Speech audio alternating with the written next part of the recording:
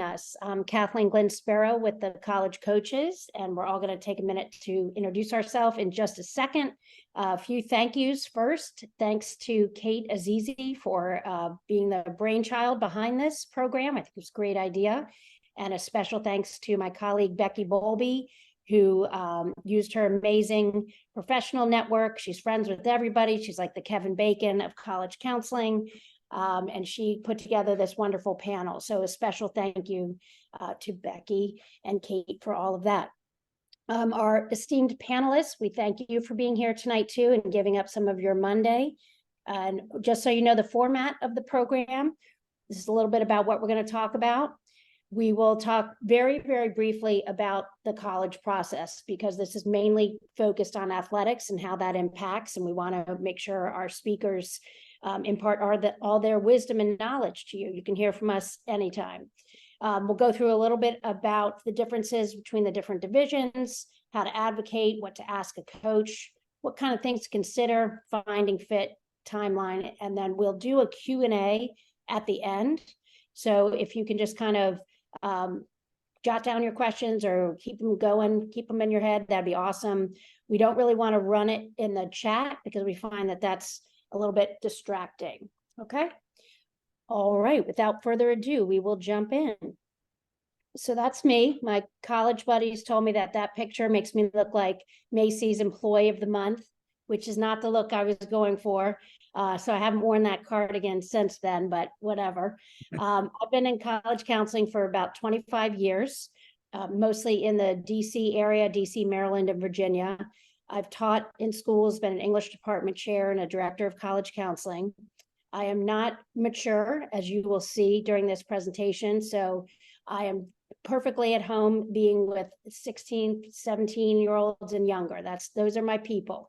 I learned more about the process going through it with my own two kids than I did with hundreds of families over the years because of the emotions involved, their emotions, my emotions. Everybody wants the same thing, a happy ending. We just have very different ways of getting there. So those students who are listening, just think, when things get a little testy at home, it could be worse. You could be living with a college counselor. But my kids lived to tell the tale. Maddie graduated from Duke, and she's a high school English teacher in Raleigh. And Aiden is a rising senior at University of Miami studying theater arts. All right. So we wanted to give just a little context here since you guys are youngins in the room, which is great. This message kind of goes more towards the parents. Everybody is eager not to get behind in the process, and that's certainly understandable, but you need to really, parents, begin slowly. If you just steamroll over your teen at the start of the process, that's going to set the stage for a lot of tense conversations. You're going to get the dreaded, fine, whatever, I don't care, I don't know, blah, blah, blah. No offense, teenagers, but that's kind of how you guys speak, right? That's kind of how I speak. No judging. And this kind of a hurry up and let's do this approach just elevates the stress level. And the whole idea is to take it down. So what I suggest is you check in and see if your teen is emotionally available to talk about the college process. And what that means is if you were to say to your son or daughter, hey, I'd like to talk to you for an hour this weekend about college, and their head pops off and they go, are you kidding me? I have a math test. I have to plan for prom. I know it's in April, but I need to get my outfit together. Da, da, da. If that's their headspace, it's not going to be a productive conversation. Okay. So wait till it's the right time. If they're in season or they're in the theater, they're in the show, like maybe not the best time. And then also think about it. Everyone doesn't have to go to college straight away. Gap years now are a thing, a highly respected thing by colleges. In fact, colleges tell me, the reps, that they love it when kids take a gap year because no one comes back from a gap year less mature or more aware of themselves. Okay. All right. Last little bit here. I know I'm picking on you parents, but I'm one of you. So just these are lessons learned for me. Thinking about how you're coming to this process from two different perspectives. The parent usually considers the expense. It's going to cost a lot of money, right? It's like I'm not going to compare to what it's like because I don't know what you spend money on. Prestige, like, oh, I like this kind of name. We call it the cocktail party or the bumper sticker. Where my kid goes to college is going to validate 18 years of my parenting. It's going to show me that I'm a success. And I get that. I was in the same way. They're going to think that a major leads directly to a job. And of course, my kids are in the humanities, and I'm not worried because, look, I was an English major and I think I turned out pretty good. You don't have to answer that. It's all good. Career advising, the colleges, the parents are like, what am I going to get out of it? Return on investment. They want their kid to have a nice experience, but not too much fun. And of course, they want their cherub close to home where they can pop in and do dinner. And so that's kind of my children's nightmare for sure. The student, however, has a little bit different perspective. I'm going to go to college and have fun. I have freedom from mom and dad. I'm going to get a cool roommate, hip location. I'm going to go to concerts and sports, good food, far from home. Okay, a little bit different perspectives there. And you notice I didn't mention academics. This is not true, of course, for everybody, but it's a big deal for college for these kids to be thinking about the next steps. Okay, with that, I'll hand it over to my colleague, Becky, to introduce herself and then hand it to the speakers. So good evening. My name is Becky Bowlby. I've been part of the college coaches since last August. Prior to that, I spent 30 years in college admissions at a variety of different institutions in and around the Philadelphia area. I flipped sides of the desk, as they say, about 12 years ago and became the college access counselor at Lower Merion High School, which is the home of Kobe Bryant. I worked at both Lower Merion and Harriton High Schools until I retired in August of 2022. I think I let about 10 days go by before I joined the college coaches. So it is now my pleasure to turn the program over to Lauren, my colleague and friend. Thank you, Lauren, Jim, and Mark for making tonight possible. Take it away, Lauren. Thanks, Becky. So I'll introduce myself. I'm Lauren Schicchetti. I'm the Director of Undergraduate Admission at Newman University. We are a small private Catholic school right outside of Philadelphia in Pennsylvania. And I've been at Newman for about 10 years now. Started off there as the head women's soccer coach, as well as an admissions counselor, moved up the ranks, stepped down from coaching in 2021, and moved over just to the admissions side that year as well.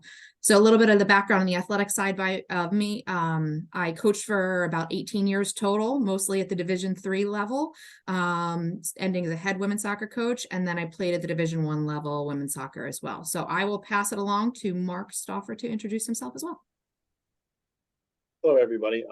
Mark Stauffer. I'm the head women's soccer coach at Misericordia University. It's a Division III university about an hour and a half north of Philadelphia in Pennsylvania.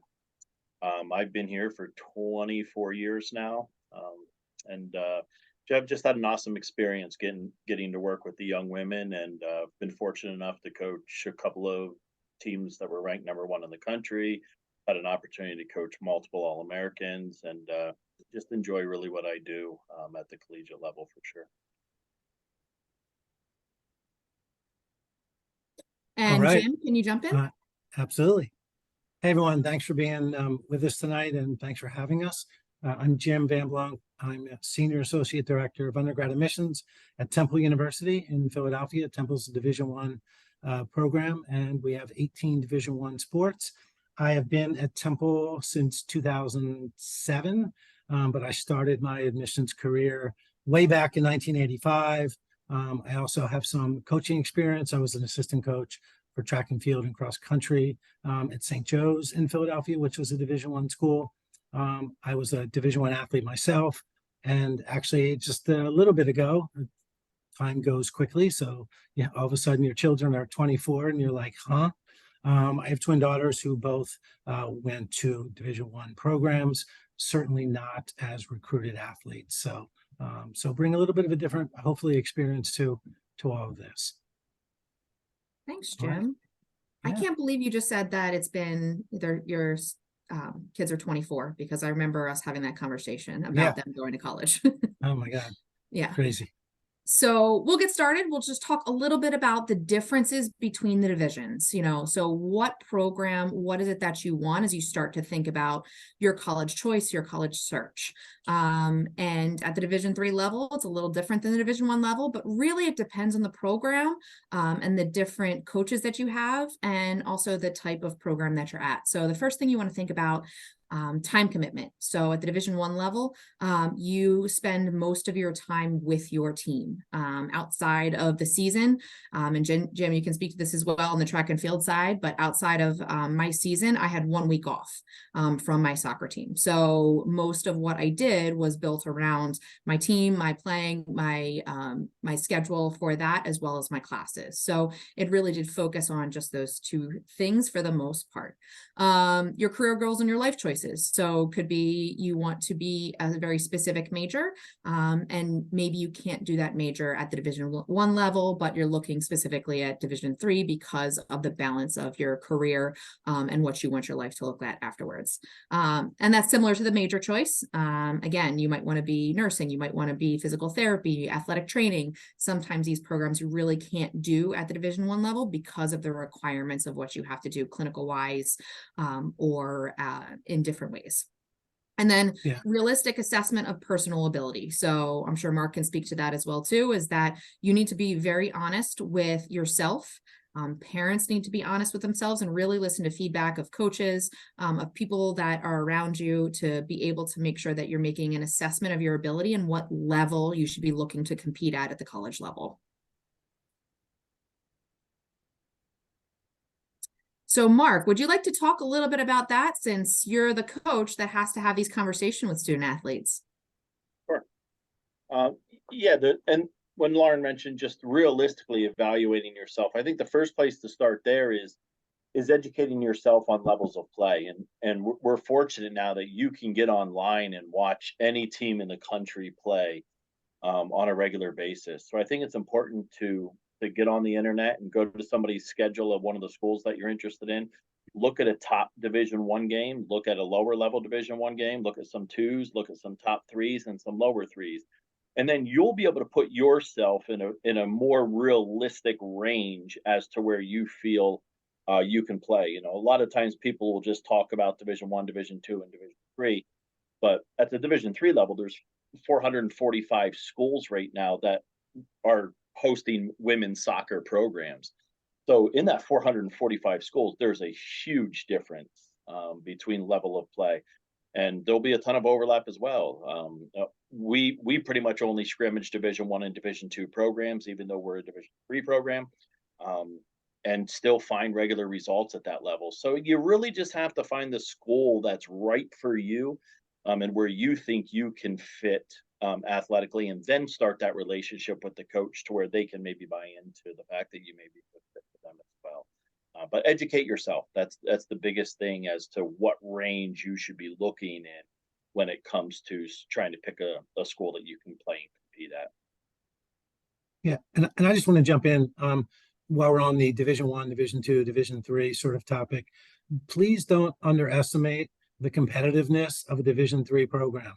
I mean, a lot of people get this in their head that, oh, Division III, you're just out there having a great time and kicking the ball around, or just it can be extremely competitive, and you can get that competitive feel and get that competitive experience, whether it is a Division III or Division II program. So again, for me, it's always been, yes, there's Division I and there's a lot that goes into that, but at the same time, there's a lot of competitiveness within all three divisions. Yep, absolutely. And so as you're starting to do that search, you've, followed instructions, you've watched some video, you kind of have an idea of where you want to reach out to and the schools that you're interested in. You want to make sure you are reaching out to the coach directly, because the coach is going to get tons and tons of emails from recruits from all over the place.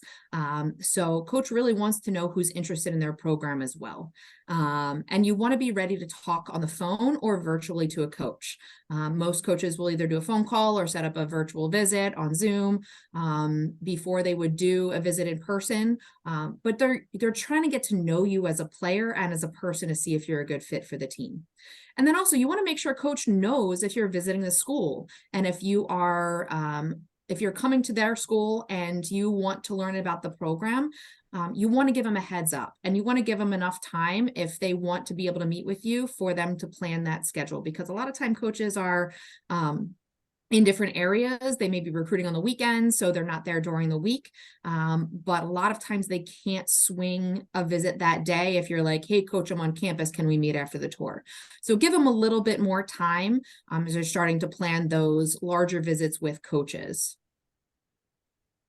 The one little piece there, if I might add, Lauren, is for the parents. Please have the students send these emails.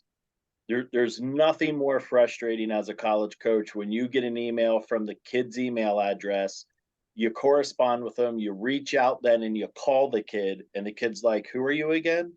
And you come to find out that it was the parent that you were corresponding with for the last 3 weeks. There's nothing more frustrating than that. And honestly, I just dropped the recruiting process at that point. So parents should oversee it and help the process and make sure the right stuff's being put out there. But please make the student be the driver of those emails and those reach outs, just for the better of the good for everybody. Yes, and I would agree with that. And I always loved when, especially on a Zoom call, when a parent was maybe outside of the screen, but giving, some pointers on what to say. And if they forgot something, you're part of the process. You're definitely there, and give them guidance. But definitely this is the opportunity. The coach is coaching the student and the student athlete. So you want to make sure that they're getting the realistic view of who that student athlete is, because they need to fit into their team for 4 years. So they're assessing all of those pieces too. And a way you can do that is invite them to see you play. Whether it's a video to share, whether it's coming to a game, a tournament, a meet, anything like that. You want to make sure that they are invited to see you play, and you give them the right information about your event that you are at. I also recommend don't use recruiting services if you don't have to, because you can do these videos to share on your own. There's always going to be that parent that is filming every single game, every single match. So utilize that person that has that film, or plan a day or plan a weekend where there's filming going on, so you can just pull from there as opposed to, having someone else do it for you. And then you want to be honest, talk with coaches about your major, your GPA, your test scores, because the admissions process and the athletic recruiting process are parallel processes. And you want to make sure you can actually get into the school, and coach knows where you are realistically, instead of finding it out through the application process. Mark, do you want to jump in anymore? Nope, I'm good. You got it all. Thank you. All right. All right, so a couple things we just wanted to hit on that have changed since COVID, but hopefully at least one of them will go back more to normal, and that'll be in the next year or two, is the eligibility piece. So for the past 5 years, because of COVID, most college players have had an extra year of eligibility. That will be ending in 2025.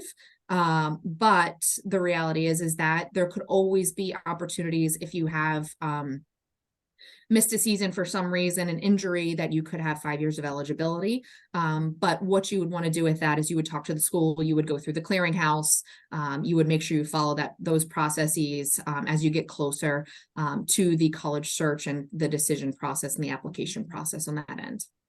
And the one big thing that it did change is the test optional piece for the clearinghouse. So the NCAA clearinghouse used to have a requirement for testing that was on a sliding scale with GPAs.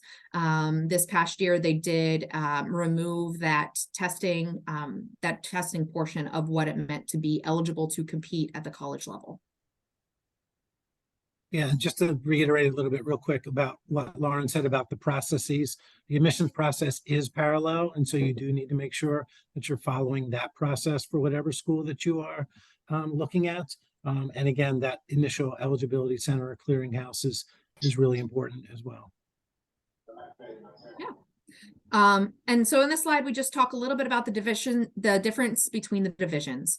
As I said before, Division I, definitely more time commitment overall that is organized. That doesn't mean there's more time commitment that is outside of the organization at the Division III level, because there are highly organized programs at the Division III level, but not requirement by the NCAA differently than a Division I, Division III. So Division I and Division II can both offer athletic scholarships. Division III cannot. But that allows Division III to do more on the merit side than other schools do often, especially your private schools often have a little bit more flexibility with where their merit money, their scholarship dollars go to. Division I, the organization we talked about, but also the bigger travel range. So I'm sure if you watched college sports, you see that teams are traveling all around the country to play each other. Same in all the sports. So whatever conference you're in, you'll be traveling to and from those conference games and possibly around the country, which means flights, which means longer bus trips. So just a bigger travel range overall. I always tell the story that in October of my sophomore year, I was gone 16 out of 31 days in October. So you have to be organized, be able to schedule to keep up with your athletic commitments as well as your academic commitments at the Division I level. Division II, same scholarships, least amount of schools overall. They have more of a NCAA ability to schedule as a Division I in time commitment, but the travel is a bit different too, because most of the schools are usually closer, so more of a bus trip than a plane ride. And then on Division III, on the athletic side, there are no athletic scholarships that are allowed to be given. There is an emphasis more on participation overall, but again, that varies from school to school and what that means. And then the increased merit scholarships and the large variation of schools. I think Mark mentioned, and also Jim too, the variation in schools, size, academic focus, abilities is very, very large at the Division III level.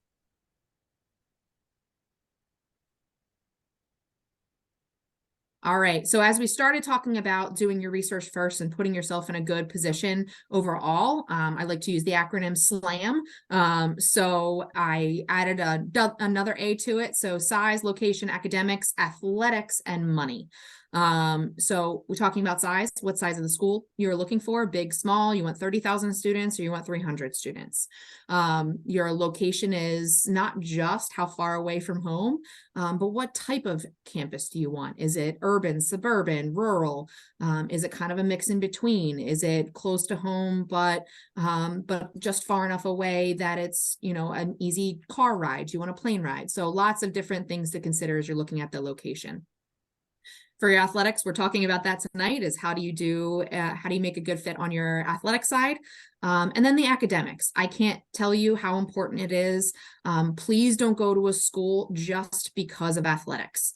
Make sure they have your major that you're interested in, because anytime you go to a school that maybe isn't quite the right fit, it's a recipe for having to transfer. So you want to make sure that you're doing that right fit on the academic side too. And then money. You want to make sure you can afford it, make sure that all of the pieces of the puzzle are falling together. So you really do have a good sense of what that looks like over 4 years.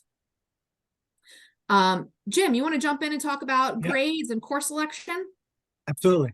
So if you really want to make yourself a star and attractive to a college coach, it's really, really important that you're a really good student, obviously on both sides. It's a really big factor in the admissions process and things that we look at when we evaluate applications and admissions. And it's also something that a coach is going to want to see.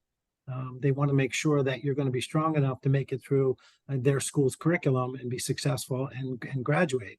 And so they're all the things that are super important. So it's really important to start right at the beginning. So right out of the gate in 9th grade, you know, make sure that you are applying yourself, that you're really focused, and that you continue that through your sophomore and junior and even senior year. You know, there are times when we've admitted someone and they've committed, and then, you know, that second semester senior year just isn't there. And then we have to have a conversation with that student about, you know, what happened and those kind of things. And they're the kind of conversations that we never want to have. As part of your research, you should discover whether or not a school that you're looking to apply to or play at is test optional or not.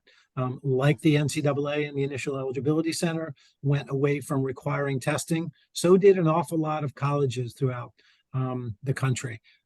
Lauren, correct me if I'm wrong, but I think we're in the neighborhood of about 500 or so colleges that no longer require SAT or ACT scores as part of the admissions process. Temple's one of those schools. We don't require it. And in fact, last year and the year before, only 30% of our applicant pool submitted test scores, right? So it doesn't hurt you at all if you don't. But again, do your research and see what that school can afford you. And it's super important, and when you're looking at your class schedule, that you challenge yourself academically as well as you do challenging yourself athletically. But you should do it appropriately, right? And the story I tell is this. So both my daughters are engineering graduates and working in the field of, well, one's in a PhD program. I could not understand their math like after 10th grade. I won't lie. I'm the social science guy in the family. Everybody else is a math, engineering, science geek. Sorry. But so I think for me to have tried to challenge myself with AP calculus as a senior, for example, would have just been a really bad idea. Right. So when schools and admissions people talk to you and they say, well, we want you to challenge yourself appropriately, that's kind of what they're talking about. Right. If science isn't your strong point, then maybe AP Calc or AP Bio is not the right course, but maybe the honors level will work for you. Right. Or even spending as many years in the core curriculum as you possibly can. So, don't give up on those core classes as you move through your schooling. So 11th grade, 12th grade, you want to keep with the math, the science, the English, the histories. It'll help with the Initial Eligibility Center, and it'll help you with your academic program as well. And then I can't see the last one. Getting involved, Jim. Oh, you're going to be pretty involved athletically, and that's going to take probably a lot of your time, but also it's nice to be well-rounded. Colleges don't need to see that you've been in 100 different activities throughout your career. We definitely want quality over quantity, and so if you're involved in 2 or 3 programs or activities in addition to your classroom work, I think that's good enough, especially if you are a leader. That's what stands out to college admissions people and to coaches. Have you been the captain of a team, or were you the officer in a club? Did you start a club that wasn't there before, right? Or maybe there's things that you're involved in away from school, right? So maybe you have to go home and take care of a younger sibling, and that's how you help. Or maybe you're really involved in your church. Those things count too. It's not just those activities at school that matter. But get yourself involved, challenge yourself, do things that make you a little bit uncomfortable, because it'll help you grow as a person, and certainly help you grow as an athlete. All right, Mark, I'm throwing it over to you for this one to talk a little bit about how to talk to a college coach. Yeah, all the bullet points that you see here are extremely important, and the cliche type of questions that you should ask, but you do need to ask them. Ask the coach what their philosophy is. You're never going to get a real good feel of a school until you get on that campus and get to meet the people. But you don't have the time or the resources to get on every campus that you're considering on the front end. So you're going to have to get good at having these conversations and asking the right questions and knowing what to take away from that. A real important question, especially right now with the COVID stuff going on, is how many recruits do you plan on bringing in this year, and specifically how many in my position? Because COVID, as Lauren mentioned earlier, has really changed roster sizes, because players we thought that were going to be done in 2023 or 2024 are now getting those extra years, and we're still bringing in the recruiting class for those years, because we don't want our recruiting cycle turning into 13 kids in one class and 3 kids in another class. And specifically with my program, I can speak to that because like this year, I'm only graduating 3. However, next year with all the COVID stuff, I'm going to be graduating 13 at the end of next year. And I don't want to keep my recruiting cycle at a 3 and a 13, 3 and 4 years from now. So I'm going to blow up my roster a little bigger this year and get my cycle back to around 8 and 8 to get to that right number. But I'll have a bigger roster this year than for that. So there's reasons for it, but you have to ask those questions to know specifically what a coach is doing with their roster. I would say ask what you're looking for in a player, but more specifically, if they've seen you play, make sure you ask what they like about you specifically. I'd like to tell you that college coaches won't just send out emails to groups of kids. Some college coaches will do that. Other college coaches are very specific and they know exactly who they're reaching out to, why they're reaching out to them, and why they want them in their roster. The level of program is going to determine how specific a college coach recruits for their programs. Make sure you ask those questions about where they see you and why are they having the conversation with you and what do they like about you and your game. Certainly ask about the time commitments. Even within our conference, I can say our program, our players put in pretty much the same amount of time that a Division I athlete is putting in. We have other teams, even in our conference, where those kids play soccer from August to November. And then they're pretty much don't do a whole lot other than 6 weeks in the spring. So you can find the mix that's right for you. You just have to do the research and make sure you talk to the coach about what level program there is and how they manage their program as to how much time that'll be. Guaranteed spots versus walk-ons, that's going to be different at every program across the board. So again, a vital question to ask. And then when you even get to the point of offers, some of you will get to that point where coaches start talking about offers. You have to ask the question, what does the offer mean? What are you offering me? Are you offering me a roster spot for 4 years? Are you offering me the scholarship money guaranteed? Are you offering me scholarship for my first year? All this type of stuff. But it's important to make the coach be specific on the offer they are making you and what that means for you over the course of your career. If they recruit a really good class next year and they're all better than me, do I have a chance to get cut in my sophomore year? Or are you guaranteeing me a roster spot for 4 years? These things are really important for you. You're picking a school that this is where I'm going to spend the next 4 years of my life. And make sure you do your due diligence and asking those questions on the front end. And then ID camps and clinics. These were added probably 6-7 years ago for the Division III groups, and it's changed how we recruit. It's I don't put an offer out to a kid until they've attended at least one of my ID clinics, and that's not to force kids to get to our ID clinics, but it's a day where we get to get so much more information out of that player. If I go to a showcase tournament or I go to a high school game, I can watch you play with your team, but you're in a very comfortable setting. You're surrounded by people that you play with on a daily basis, and the score and all those sorts of things can dictate what we see as well. But I don't get the opportunity to work with you. I don't get the opportunity to train you. I don't get the opportunity to challenge you, and I don't get the opportunity to really know you on a personal basis. When you go to college ID clinics, that's why they're so important to us, because we cap ours. And that's another question to ask. When coaches keep inviting you, come to my ID clinic, come to my ID clinic. Ask the question, how many people do you let into your ID clinic? If they're letting 100 kids into their ID clinic, well, then it's probably not really an ID clinic. It's more of like a camp moneymaker type thing, because they can't get to know 100 kids in that one day. We cap all ours at 35. So we can specifically get to know every kid. We do recruiting talks during that day. We do campus tours for the families. We give them alone time with my players just to hang out with them and get to understand our team and our culture. But that's extremely important for a program like ours. And I know a lot of other coaches treat them the same way. But again, protect yourself. You don't want to go out there and pay hundreds of dollars to go to 30 of these things to find out that 3 of them were really true ID clinics when it was all said and done.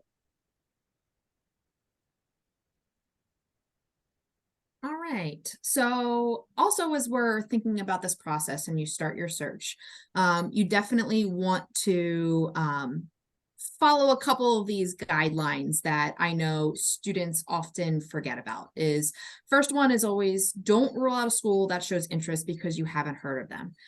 Keep an open mind, because what if that coach, what if that school is the exact perfect fit for you, but because you haven't heard of them, you don't even explore them. So you don't want to miss out on what could be perfect for you because you don't know a name yet. And again, thinking about some of the Division III schools that, win national championships or go far along in the playoffs, they're smaller schools. And if you're not in that area, you may have never heard about them. So do that research too. Also, don't assume that coaches will reach out to you. You have to figure out what you want and advocate for yourself within this process. So yes, coaches do reach out to players when they see people play, if they think they're a good fit. But a lot of times coaches don't really have as much information as they would like about a player. Even though they think they might be a good fit, if we don't know your major, or we don't know kind of your ideas about what you want, we may be reaching out and you want a major we don't have. So make sure you're advocating for yourself. And as you do that research, share the information you want to the coaches so they know that you're on the same page. And then lastly, don't compare your process to others. Pave your own path, find your own way. It's very easy when you're on a team to worry about what your friend is doing, what the rest of your team is doing. But don't make a decision just because everyone else is deciding. Make sure you make a decision on where you want to go to school because it's the right fit and because you're ready.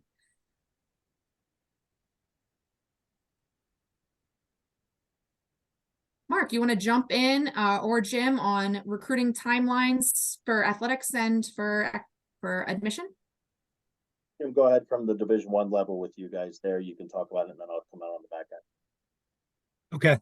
So yeah, the recruiting processes definitely vary by division. There's different terminology about when and policies and about when a coach can actually speak with you and not speak with you. There's dead periods and they all vary by sport.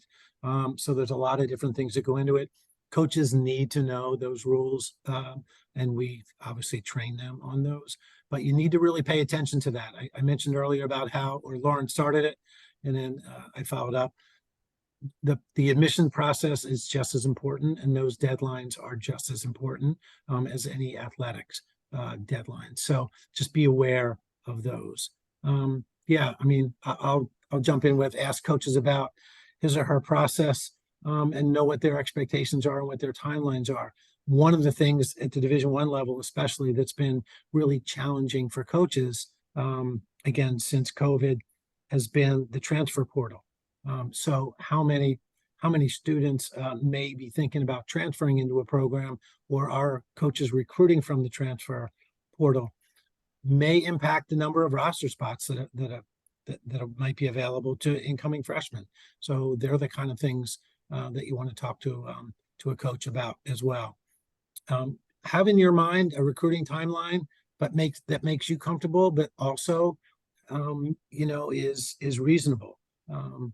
Not everybody's going to get offers, especially at the Division I level.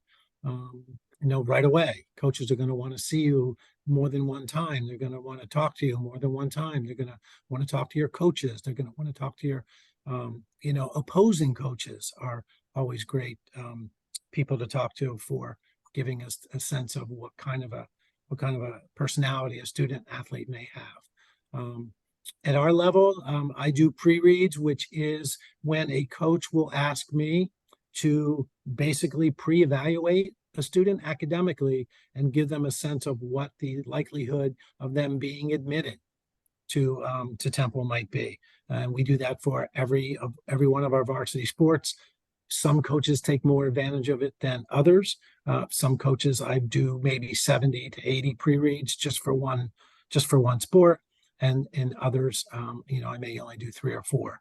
So I think that is super important. And then the last one there is the FAFSA form, the free application for federal student aid. That's really, really important. And you'll know more about that you'll learn more about that process kind of as you go through the admissions process and the college selection and college search process. But the big thing that you want to take out of all of this, regardless of Division I, II, or III, is that there are deadlines and you must meet them. Because if you don't, we have plenty of people who did meet them, and that could hurt your chances for earning a roster spot or a scholarship in some cases. So I think I got most of that Division I level. Yeah. And I think a lot of what Jim is saying, how their process works, it'll be pretty close to the same process for the top Division III teams as well. But the mid and lower level Division III teams will be completely different in the process. So we do the same thing here with our program with the pre-reads, where our admissions office, because our recruiting class is typically done by May of junior year. While the majority of other Division III schools haven't even committed their first kid by May of junior year. So you really have to get involved early enough, just till you find out what the timeline of the schools are that you're interested in. But they'll do the same thing. They'll look at the grades in January, February of junior year, and then they'll make a decision on whether the kid academically is going to be a good fit or not. The other thing that makes recruiting and these types of things really confusing are there are stricter recruiting rules at the Division I level, where when they can contact student athletes, and at the Division III level, we're fortunate that we're far less restricted.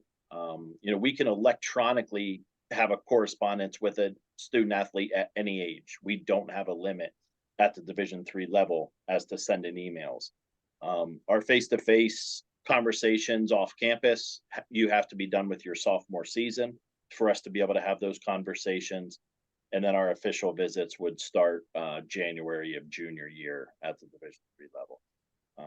But it's important to ask every coach, because a lot of times kids will look at Division III schools thinking they'll hear the first three coaches say, well, I'm not going to pick my recruits until January of senior year. And then they're contacting us in October of senior year. And I'm like, well, sorry, our class has already been done by 4 months. So just ask those questions and ask them early to make sure you're not missing any of those mandatory timelines that Jim was talking about earlier.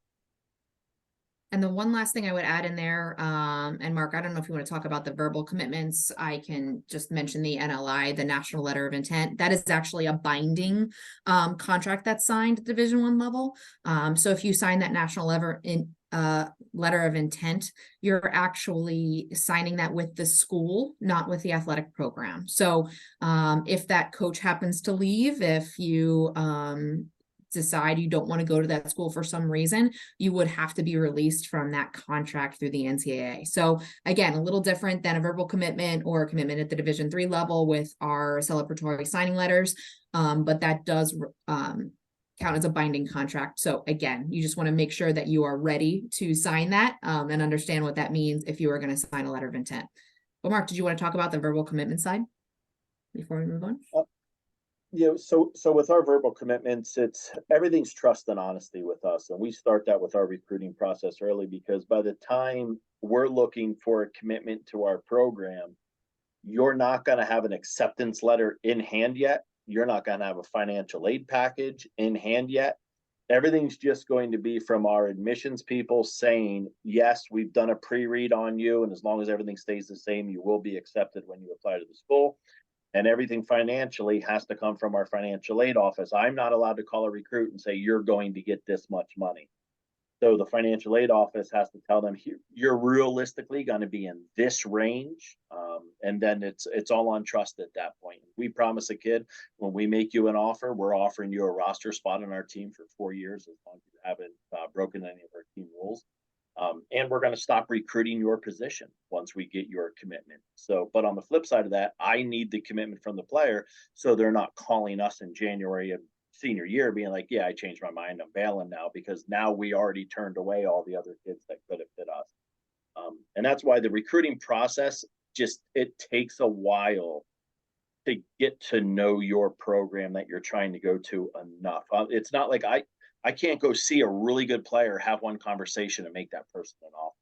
It does not work like that. It takes months and months and months of getting to know somebody, getting to know a family, getting that trust developed that they know what I'm saying is true and I'm going to hold true to my end of it, and me understanding that I understand them enough that they're going to stay true to what it is they're telling me.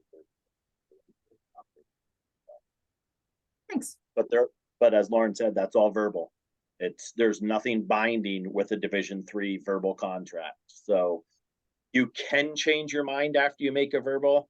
I would highly encourage you to be sure you're going to go to that school when you make that verbal commitment, because you're making life extremely difficult for the coaching staff if you change your mind on the back end.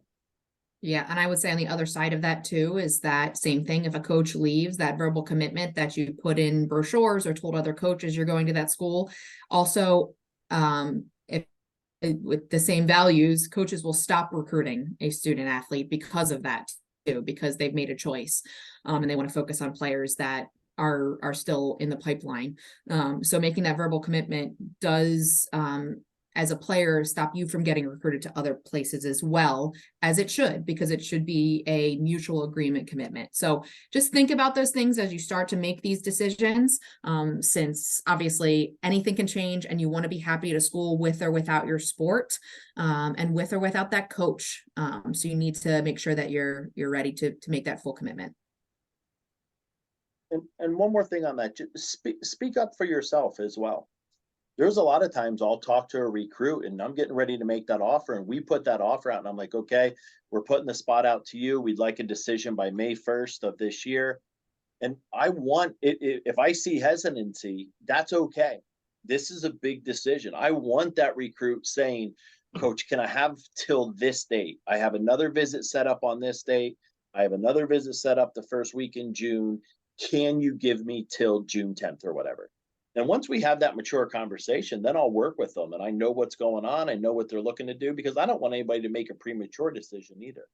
So it's okay to ask, even though coaches are giving you a timeline, it's okay to speak up and ask for a different type of timeline, and they'll let you know whether that's possible for their situation or not, but never be afraid to ask. Mark, if I could jump in too, and correct me if I'm wrong, and when you do make a decision, if it's not to Mark's program, let them know. Like that, Please. please, like we want you, we're okay. Like we're all, adults. So we can take it. We may be hurt because we might have really, really, really wanted you in our program, but we'd rather know than for you to kind of lead us on. So it's really important that once you do make that decision, let those coaches who you've perhaps turned down, let them know as soon as you can. And I would add the admissions offices too. If you're not pursuing them as well, let us know. Again, really, we all want the best for you. We want you to go where you are the best fit, because we don't want you to have to go through this process more than once. So the upfront honesty as much as you can across the whole process is really, really helpful for coaches, but also for admissions professionals too. All right, so a little bit of advice. I'm gonna ask Jim and Mark to jump in too, because we've all had experiences with the professionalism side. But again, if you see my last name, you see how long and ridiculous this is with so many letters in it. When I coached, if someone made an effort and spelled my name correctly and put my entire Coach Schicchetti in there, I know you made an effort. Same as, I know it's important that you're paying attention to your emails and that they're going to the right program. Often I've gotten emails that say, hey, coach, I'm interested in you at X program. And I'm like, that's not my school. And student athletes didn't make the little bit of effort to make sure they're sending it to the right person. So make sure you're thoughtful about that. Social media, again, I think everyone's a bit more conscious about it now, but please, please, please, do not post anything on social media that you don't want your grandmother to see, or like the person that you look up to most in the world, because often, and Mark can speak to this and Jim as well, that, we as coaches, we as admissions professionals, we do see those things and we hear about those things, and student athletes have often been not recruited anymore if maybe their social media doesn't speak to what the values of the institution or the program are. And then face-to-face meetings. Again, you don't need to be dressed up. You don't need to be in a suit and tie or in a dress. But as you're going to meet a coach or you're going to meet people in the admissions world, make sure you're thinking about what you're presenting out there. So, a pair of khakis and a polo, or, a nice pair of jeans and a shirt, but just something that doesn't look like you rolled out of bed as you're going to meet with someone that is looking to bring you into their program, or that you're interviewing for their program as well. And just on that same note, I know Mark mentioned it earlier, but if I could just jump in. So it's really important that the students take the lead in these things. Parents obviously, help prepare your son or daughter for the meeting, but please let them be the person who leads the conversation and asks the questions of the coaches. Certainly you can follow up with questions, parents, later, but it's really, really, really important that student takes the lead on these things. And Mark, do you want to jump in on the coachability and the good fit side? Sure. And just to piggyback a little bit on some of the previous things, the emails. When you go to a showcase tournament, please do not email every coach that registered for that event and put them on the same email. Kids do it all the time, and honestly, we see that stuff. So please, as Lauren mentioned before, be specific to the coaches that you're trying to reach out to. And the same with the social media. We eliminate pretty close to half of our starting recruiting pool just based on their social media background. We're very particular in the type of people we bring into our program. So please be cognizant of the stuff you're putting out there and who you are as a person. And in the face-to-face meetings, be engaged. Don't be dillying on your phone. Don't be just be engaged in the day. There's no bigger turnoff for a program than to have a recruit on campus and have them buried in their phone for the entire time. Buying into the program, willingness to learn, and knowing and accepting your role.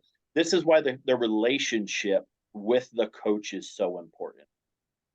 Because to make this fit work, your idea of what you're trying to get out of your college experience and the coach's idea of what they think your college experience is going to be like within their program have to be pretty close.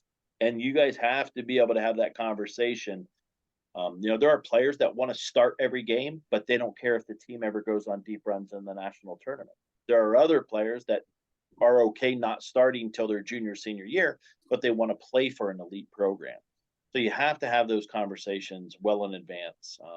And then the willingness to learn. That's where the ID clinics are so important to us. I tell every kid that comes to our ID clinics, as soon as they get there, as soon as we start, I'm like, your job today is to come out here and make a ton of mistakes. Because as I see you starting to make mistakes, I can then challenge you in some things that already challenged you on the field. And that's how we find out the player that we're going to have in 4 years. Very few players are ready for the high level college game coming out of high school. It's just something that takes time and it takes development. So we're not necessarily recruiting who the player is today. We're recruiting where we think that player's ceiling is and where we can get them by their junior, senior year.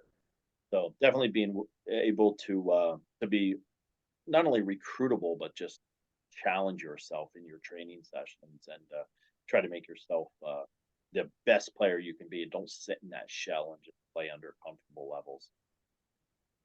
Yeah, and I would say the last thing is that team chemistry piece and the personal accountability. The team chemistry is you want to make sure that you fit in with your team too. So as coaches are assessing you, you're assessing the team. Do you like what they're about? Not necessarily do you like them, but can you get along with them?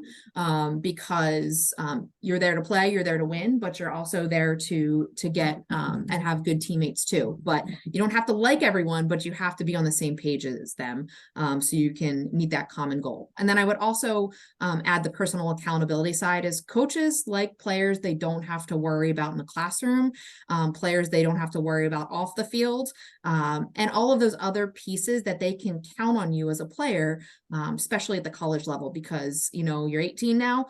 They are not managing nearly as much as your life as you were when you were at home. So being able to trust your athletes to get to class, to do the work in the classroom, to be upfront and honest when there's issues, anything coming up, is really, really important to coaches as well. All right, just a couple final takeaways. If you remember nothing else from this presentation, definitely do your research first, and then that SLAM acronym: size, location, academics, athletics, and money. Think about all of those pieces as you put your puzzle together. Do well in school is the thing you have the most control over, is that how well you do in the classroom. And then be happy with that choice, with or without athletics. And then this is your process. This is your experience. Yes, parents are there to help support in general, but you will be living it day in and day out. So make sure that you are making the decision in conjunction with everyone else. And that's all we got. So we can move on to some questions. Absolutely. Before that, I'm just going to introduce George briefly for about a minute, and then he will kick us off with the Q&A. All right, everyone. Hey, I'm George Sparrow. I'm our Chief Operating Officer of the College Coaches. Just wanted to, I just sent a chat message out. We'll go ahead and use the chat for you all to ask the questions you'd like. We've got about 30 minutes to go through that. And if you have questions that are about the general kind of college application process, of course, we'd be delighted to have a conversation with you. We offer a free introduction, and you can book something online there. Becky Bowlby, whom you met earlier, is our coach with the most experience around helping student athletes through the process. And this, I won't read you all these bullets here. You're welcome to look at it, but you know, our services, you can read about them online. Obviously, this is a hugely important decision, huge amount of money. We want to make sure that you present yourself very well, both to the coaches as well as the admissions office, in terms of how you write, and that you're looking at the right places, right? So we know a fair amount about the schools from an athletic perspective, and certainly a lot more also on an academic perspective. So let's go ahead and you all can put your questions in chat. And I know there's a number of people on their iPhone, so if by any chance you have can't really chat with your iPhone, we could probably take a few questions, maybe kind of towards the end if we run low on chat questions. But we'll start with the chat. So feel free to put it in the chat. You can also direct message me if you'd like to ask anonymously. You can really direct message anyone here, but I'll be sure to get it. All right, we're ready for that first question. Who's got it? Maybe we answered them all. Maybe. All While right. people are thinking, I just want to be sure to take a moment to thank Kate Azizi for organizing this, and thank Jim and Lauren and Mark for giving their time tonight. They could be doing just about anything else, and they chose to impart their wisdom and good advice. Exactly. So we're very appreciative of your time this evening. Absolutely. And we have our first question from an anonymous person. The question is, what should we do in grades 9, 10, 11, 12? So obviously it's hey, what do we kind of do year by year? What should we be thinking about? And these are almost all soccer athletes, I believe. Who wants that one?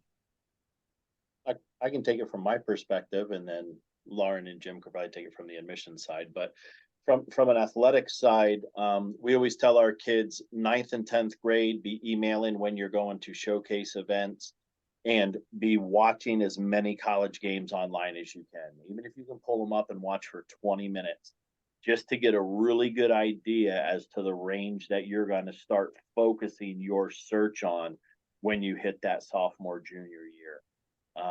And then we always tell kids, start ID clinics sophomore year, because the earlier programs are going to start making decisions in junior year.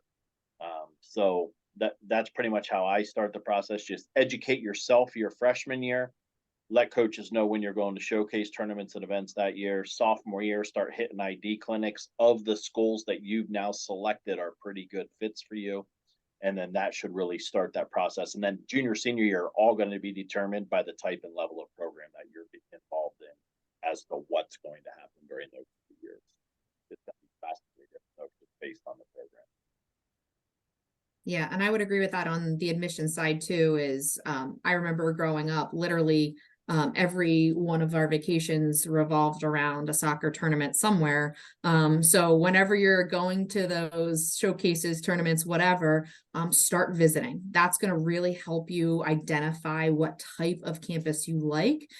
That's help you identify which ones you really want your interest in. And I would also say on the academic side, you want to start thinking about what type of student are you and what kind of things do you like? If you're a math science type of student, what really goes along with those skills and abilities. If you're more of the social sciences side, start to look at how that fits in and really assess like careers and ideas of what you're thinking that could be a good option. You don't have to know, but you want to start thinking about what might you be interested in earlier on. Yeah. And academically in those earlier years, you want to be setting the table for the type of student that you are. You don't know what kind of student you're going to be when you're in 8th grade, but in that 9th grade year and that 10th grade year, really focus on that academic side and really, become that good student. I think that's super helpful as you go forward. And Jim actually made a good point. I would add to that, freshman year, especially if you're looking at highly selective institutions, a lot of students don't even realize they're in their freshman year of college or their first year of high school. They don't realize that year is going to be part of their transcript that then when they go to apply goes to the colleges. So you just want to make sure that you are, exactly like Jim said, setting yourself up for whatever you decide junior and senior year, whatever you plan as you get closer to the application cycle, is you have set yourself up to be admitted to as many programs as possible. Then you get to narrow down which ones you want to be admitted to. Can you talk a little bit, Lauren, about what maybe a realistic number of colleges is to be reaching out to? Yeah, absolutely. I think that search is going to help you narrow it down because you have to narrow down how far away do you want to be, what type of campus. So if there's a number of campuses that are like that and they all have your programs, I would say 5, 6 maybe as you start the search. But as you get closer, and Jim and Mark, you can obviously from your perspective as well, if you're finalizing your decision with 3 or 4, maybe 3, 2 as you get closer to it, because they should be at that ending point be easily differentiated between once you get further in the recruiting process, whether that's based off of major, location, feel of the campus, or the coach overall. Yeah, I just think it takes a tremendous amount of research on your part. We talked a little bit about assessing yourself athletically. You also have to assess yourself academically at some point. And I think just the more research you can do, the better. And one of the advantages that you guys have, if I'm not mistaken, from the geographic area that you're in, just like up here in Philly, there's a ton of different kinds of colleges and sizes, and all within like 2 or 3 hours of you. So take advantage of that to at least get a sense of, hey, do I like a really big school? Maybe, a trip to the University of Maryland will help you with that. Or, an urban school. You have so many, opportunities to do that without having to go across the country at first, and then as you start to get a sense of, this is what I like. This is the kind of program I like, or this is the kind of campus I think I like, or the size, then that will dictate as well the number of schools. That's a really hard question because for some people it could be 12. That's really realistic, and for others it's crazy. I don't know, on the admission side, Lauren, did you know that there's an actual cap? It's the number of applications someone can fill out through the Common App? Because I never knew the answer was 20. Yeah, I know the average is 8 that a student fills out. Yeah.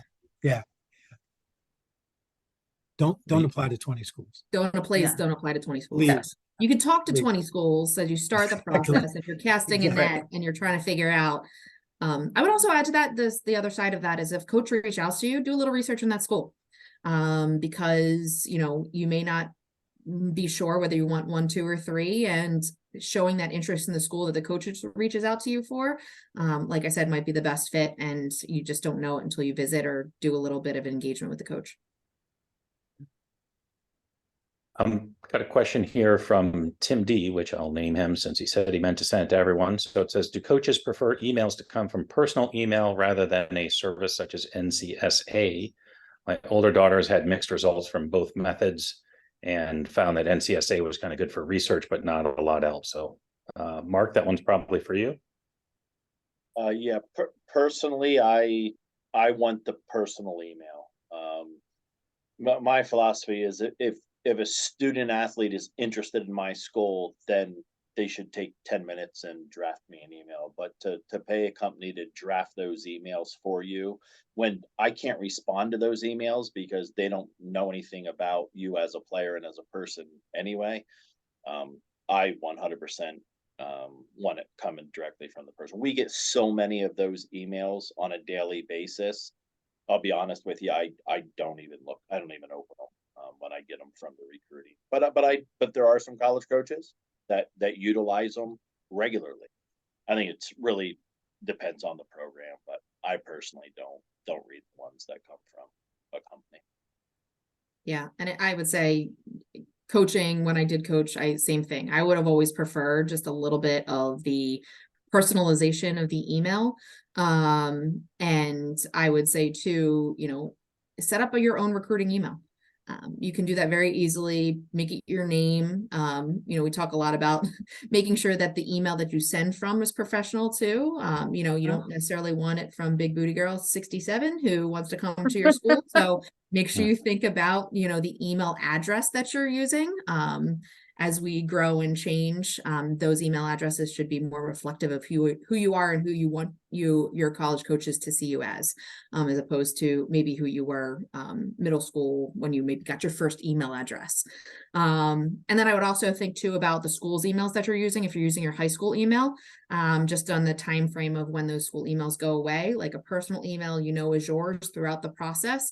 But on the admissions side, often those go away. And if you're using that for the admissions, you may miss deadlines if your school blocks it, or if you lose that email account over the summer after you graduate too. All right, super. A follow-up question from earlier, which was that in addition to like the athletic perspective for grade 9, 10, 11, and 12, Kathleen or Becky, could you add a little bit about what we typically have our kids do? And I know that the group that's on the line here is a little bit atypical, so keeping that in mind as well. Becky, want to go? You go. Okay. Well, we like to tell our students that ninth grade is really about finding your locker and losing the combination and then finding the combination again and finding your friends and just kind of getting a feel for high school. The recruiting process, of course, is the timeline that it is. But what we like to remind students and the parents is you've got a 4-year journey in high school between middle school and going to college. A lot of growth is going to happen during that time, and to just try to take it one step at a time. We also say in ninth grade, just join things that interest you. Don't join things that you want to do, oh, this is going to look good on my college applications. You're not going to stick with it if you're not interested in it, and you're certainly not going to get any kind of leadership role if you're just kind of phoning it in. So 10th grade, kick it in a little more with academics. Some schools will allow you to take an honors or AP class if appropriate. However, there'll be some students that's not the best fit for, and that's totally fine. So to underscore the message earlier, there is more than one college for everyone and lots of good fits out there. And I'll punt it to Becky to talk about a little bit more.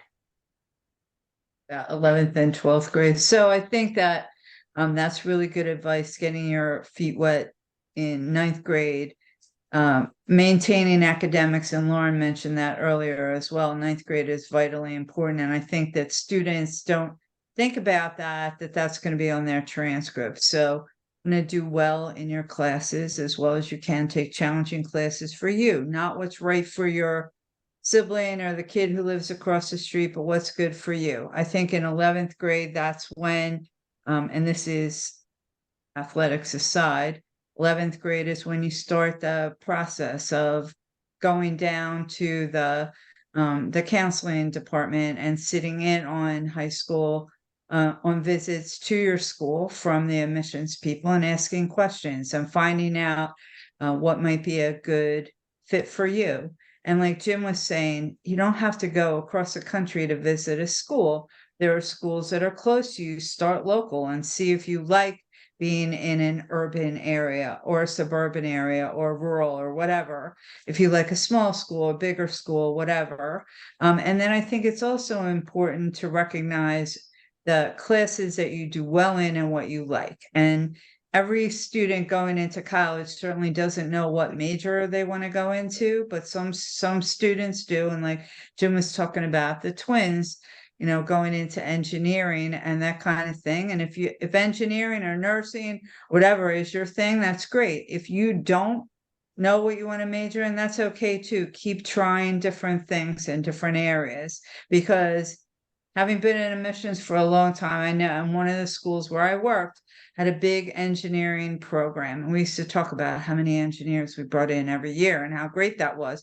But if you were to ask everybody, and Lauren, I know this is true, Jim, in admissions, what's the #1 major in your school? Oh, undecided, undeclared, whatever you call it. At the school where I worked, they call it's still deciding, which I thought was nice because it means you're still thinking about what it is you want to do. So I think, trying to hone in on some of that in 11th grade. And then, like Jim was saying, it is really important in 12th grade, even though you are applying to schools and you're getting decisions and that kind of thing, you can't slack off, because every letter of admissions is conditional. And that's, again, athletics aside, because those two processes, as everyone has said, are separate. Although connected in some ways, of course, with the communication between the admissions and athletics departments and the coaches. But you need to do well, because if you slack off and you don't do well, the admissions office has the right to take back or rescind your offer of admission. So I don't want to end on a negative note, but just keep trying all 4 years and doing your work, and you'll have a good transition from high school to college. Excellent. Lauren, we had another question kind of following up on the highlight video. I know you talked a little bit about kind of don't go spend a lot of money, but you can kind of do your own thing. But could you add a little bit more detail around how important the highlight video is and how you ought to do that? Yeah, especially if you're coming from further away, where maybe a coach isn't traveling across the country and you're coming from California and want to go to Misericordia. Mark's probably not going to travel out to California for every tournament, although he might like to. But you definitely want to make sure that you're showing the coach enough of what you're playing and what you're doing on the field, so they can see not just you kicking the ball, but where the ball goes.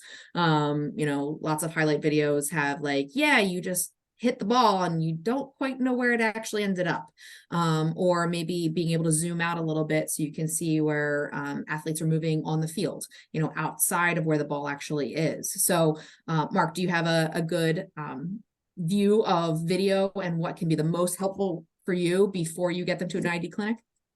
Yeah, for us, I always tell recruits, if you're going to make one, make it short, make it sweet, but make it just enough that the coach wants to see more of it, because that's all we're really looking for. I'm looking for, are they athletic enough that if I can train them the way we want to train them in our system, are they athletic enough that this kid's worth going taking a look at? And then I can start evaluating all the other things that I can't get from film anyway.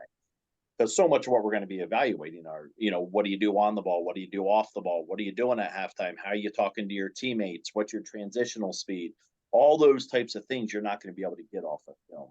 So I would say just a couple of snippets to show your athleticism, to let them know an idea as to, if this kid pans out as a person, they're probably a decent fit for me. Then they're the kids we're going to take time to go see.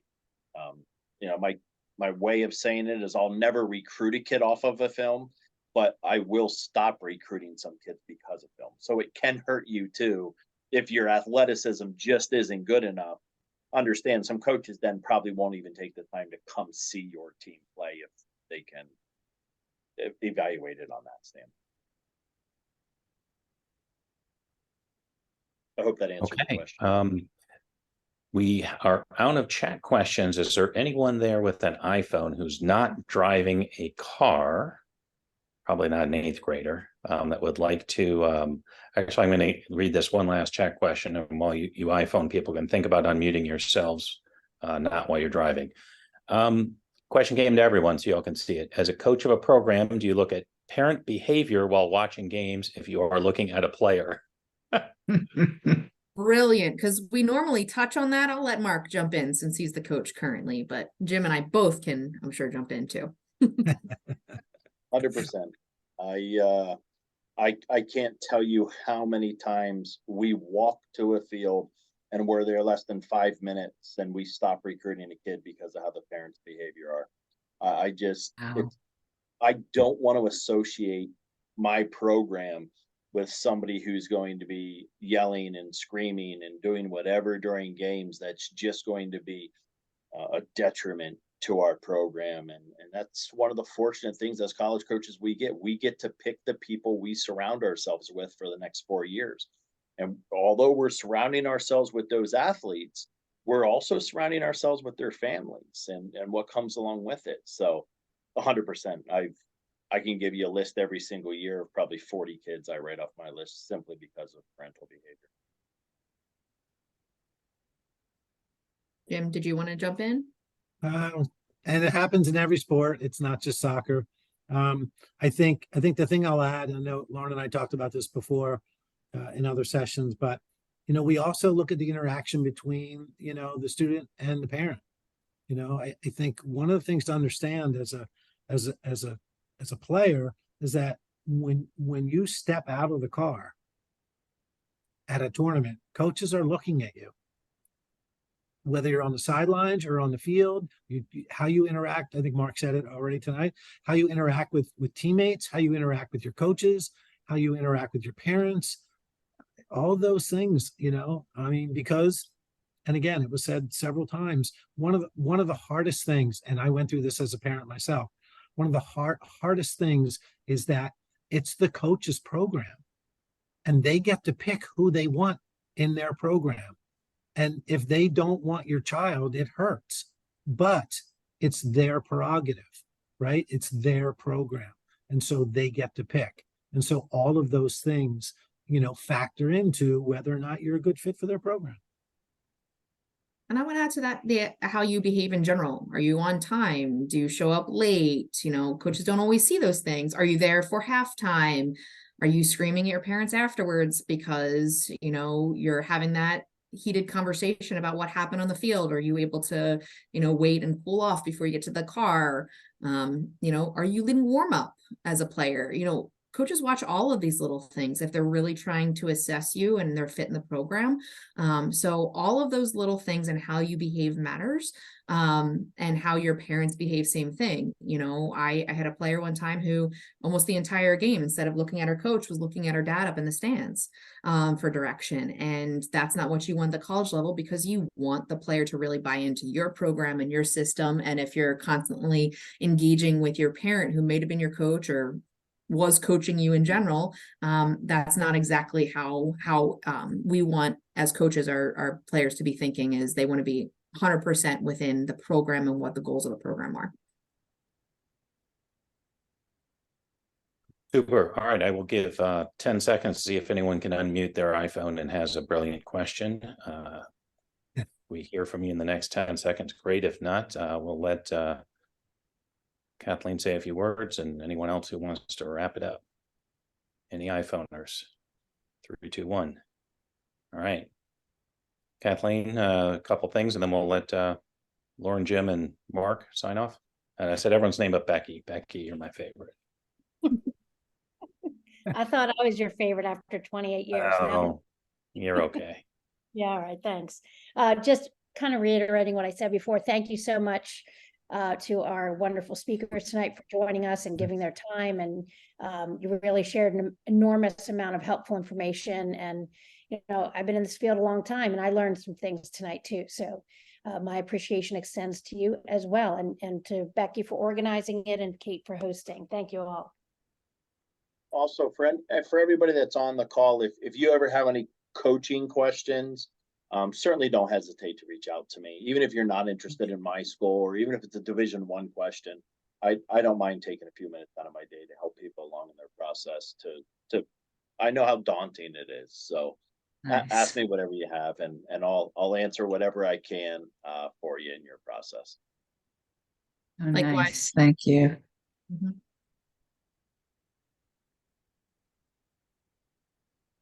All right. With that, everyone, it's time for your Netflix or popcorn or coach for you to get to practice so your players don't give you a hard time for being late. But thank you all again. Have a good one.